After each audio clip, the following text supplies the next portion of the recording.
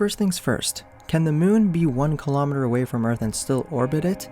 No, it will get ripped apart at that distance. So there's the answer to that question, but let me explain, because it gets way more interesting. Bringing the moon closer to Earth would mean that it would have to orbit the Earth faster to prevent it from falling into the Earth.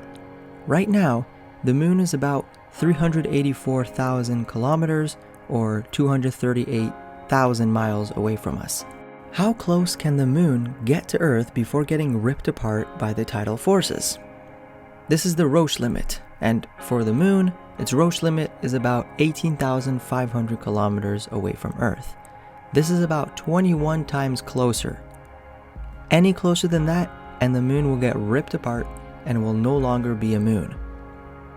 So the moon being 1 kilometer away would mean that it will get shredded and its remains would orbit and or fall into Earth's surface. And that's the end.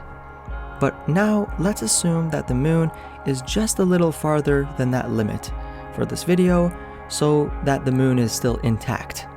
What would happen? The moon would, of course, seem to be larger in the sky because it's closer. You might even be able to see the craters in much greater detail with your own eyes.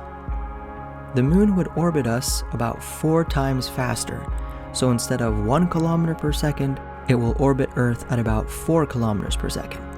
Every time the moon passes over you overhead, you would actually weigh less. The gravity of the moon will pull on your body towards it, opposing the direction of gravity of the Earth. The net force experienced on your body would be less than what you experience on a normal day outside. So that's crazy. Imagine getting a little lighter every time the moon went overhead and then returned to normal when the moon is far enough. Tides and earthquakes may very well increase in severity and numbers. Since the moon is closer, there would be stronger forces between them, and the Earth would react by doing this.